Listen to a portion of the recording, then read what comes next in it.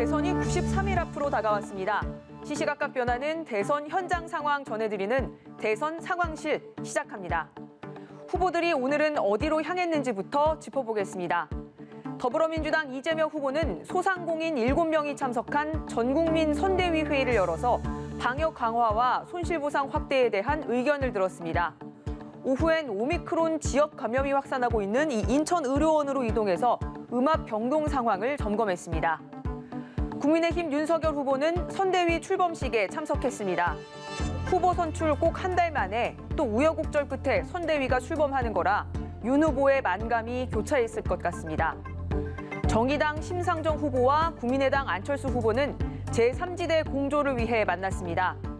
공조하자는 말이 오갔을 뿐 두 사람이 만난 적은 없었는데 이 대장동 의혹과 고발 사주 의혹 쌍특검 그리고 거대 양당 체제 종식을 위한 정치개혁 방안이 의제에 올랐습니다.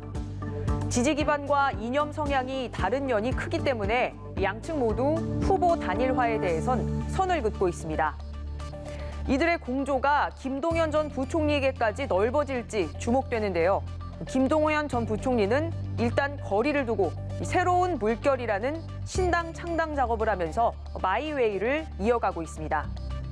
앞서 보셨듯이 선대위를 정비한 이재명, 윤석열 후보, 이제 진검승부에 나섭니다. 그래서 오늘 상황을 정리하는 키워드는 두 캠프의 특징을 요약하는 몽골 기병과 코끼리로 꼽았습니다. 오늘 국민의힘 선대위 출범식이 열린 올림픽공원 K스포돔은 한 달 전 민주당 선대위 출범식이 열렸던 곳입니다. 이때 원팀을 표방하면서 메머드급으로 꾸렸던 민주당 선대위가 지금은 날씬한 몽골 기병이 됐습니다.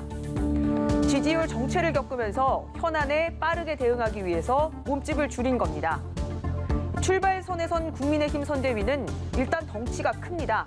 스스로 코끼리라고 할 정도죠. 윤석열 후보가 원하는 그림이 바로 이렇게 여러 사람이 참여하는 통합선대위였는데요. 코끼리란 이름은 이준석 대표가 붙였습니다. 이 대표는 SNS에 메머드에서 업그레이드된 면도가 잘 된 코끼리 선대위, 이제 민주당을 찢으러 갑니다. 이렇게 선전포고를 했습니다. 김종인 위원장을 원톱으로 내세우면서 파리떼로 불렸던 윤석열 측 핵심 관계자, 그러니까 윤 핵관들을 면도하듯이 잘라냈다는 뜻입니다. 초기에 이제 지적되었던 호가호위하는 분들의 문제라든지 정체를 알 수 없는 어떤 핵심 관계자라든지 이런 참 안 좋은 모습들이 나오지 않을 거는 확신이 있기 때문에 참 원팀으로 잘 갈 수 있을 것 같은 생각이 듭니다. 이 원팀을 이루기 위해 민주당도 초기에 메머드 선대위를 꾸렸던 건데요. 국민의힘에서도 관건은 코끼리 선대위의 융합이 될 걸로 보입니다. 선대위 조직도를 보시면 코끼리가 맞습니다. 아주 복잡하죠. 여기서는 잘 보이지 않으실 텐데요. 상임선대위원장을 이준석, 김병준 두 사람이 맡고 공동선대위원장은 당내 인사인 김기현, 김도읍, 조경태 세 사람이 맡습니다. 외부에서 수혈한 공동선대위원장은 민주당 출신으로 호남에서 4선을 지낸 박주선 전 의원, 이수정 교수, 그리고 사할린 강제이주 3세인 스투류커바 디나 씨, 또 4월 재보선 때 오세훈 당시 후보 지지 연설로 주목받은 30대 노재승 씨 등입니다. 그런데 국민의힘엔 확실한 코끼리 운전수가 있습니다. 돌아온 킹메이커, 김종인 총괄선대위원장이 직함대로 선대위를 총괄합니다. 결국은 윤석열, 김종인, 이준석 3인의 무대입니다. 2030 남성에게 소구력이 강한 이준석 대표와 60대 이상 전통적 보수층의 굳건한 지지를 받는 윤석열 후보가 세대별로 지지층을 결집하고 김종인 위원장이 중도 외연 확장을 이끌 걸로 보입니다.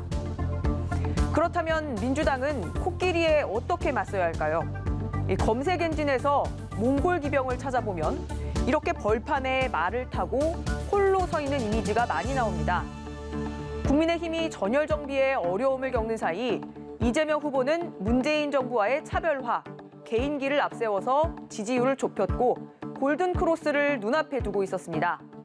송영길 대표와 투톱 선대위원장을 맡으려 했던 조동현 교수의 사퇴로 여수선한 가운데 민주당은 이 후보의 개인기에 더더욱 기대해야 하는 상황이 됐습니다. 이 후보는 우클릭하면서 중도층 잡기에 집중하고 있고 대대적인 부동산 공약을 준비하고 있습니다. 오늘은 선대위 회의에서 이렇게 패널을 들고 나와서 수치를 조목조목 짚으면서 소상공인이 정부 방역 조치로 입은 피해를 전폭적으로 보상해줘야 한다고 강조했습니다. 이거 정말 쥐꼬리입니다, 쥐꼬리. 정부가 자기 책임을 다하지 않은 거죠. 다른 나라들은 돈이 남아서 이렇게 한 게 아닙니다. 국가가 부담해야 될 거를 결국 국민 개개인에게 부담시킨 겁니다. 방역 지침을 강화하더라도 손해가 아니라 평소보다 낫다는 생각이 들 정도의 지원이 있어야 한다면서 기재부를 비판하기도 했는데요. 민생을 최우선에 두려는 모습을 부각하려는 겁니다. 보시면 지금으로선 승부처는 중도층과 2030입니다. 현재 여론은 어떤지 민심 상황판에서 살펴보겠습니다. 오늘 아침 여론조사 결과 2건이 발표됐습니다. 리얼미터 여론조사 결과를 보시면 윤석열 후보 지지율이 일주일 전보다 2.3%포인트 낮아진 44.0%, 그리고 이재명 후보는 0.6%포인트 오른 37.5%로 나타났습니다. 지지율 격차가 일주일 새 9.4%포인트에서 6.5%포인트로 좁혀졌습니다. 다만 이 여론조사는 지난주 월요일부터 금요일까지, 그러니까 윤 후보와 이준석 대표 사이 갈등이 이어지고 또 김종인 위원장 합류가 결정되지 않았을 때 진행된 겁니다. 다음으로 보시면 KSOI 여론조사는 지난 3일, 4일 이틀간 했기 때문에 국민의힘 선대위 정비 효과가 절반은 반영이 됐다고 볼 수 있습니다.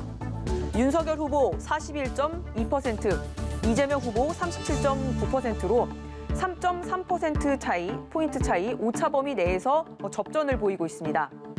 이 여론조사에선 2030 지지율 변화를 주목할 만합니다. 이 오차 범위 내이긴 하지만 이 후보가 윤 후보를 5주 만에 앞섰습니다.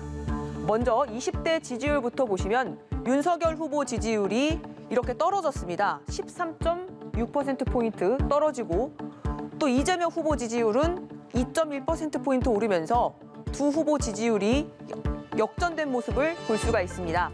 네, 이재명 후보 25.6, 윤석열 후보 25.1입니다. 네, 30대를 보시면요.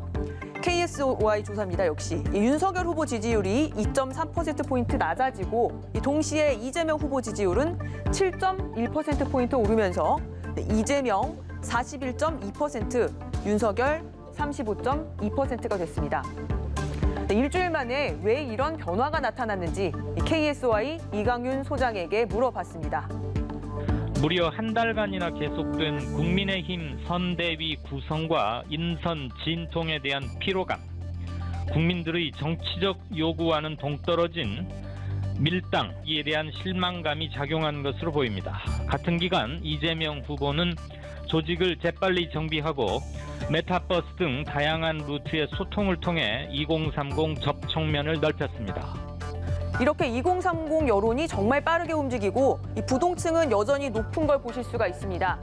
국민의힘 선대위 정비가 여론에 어떤 영향을 줄지 이번 주 여론조사 결과 나오는 대로 전해드리도록 하겠습니다.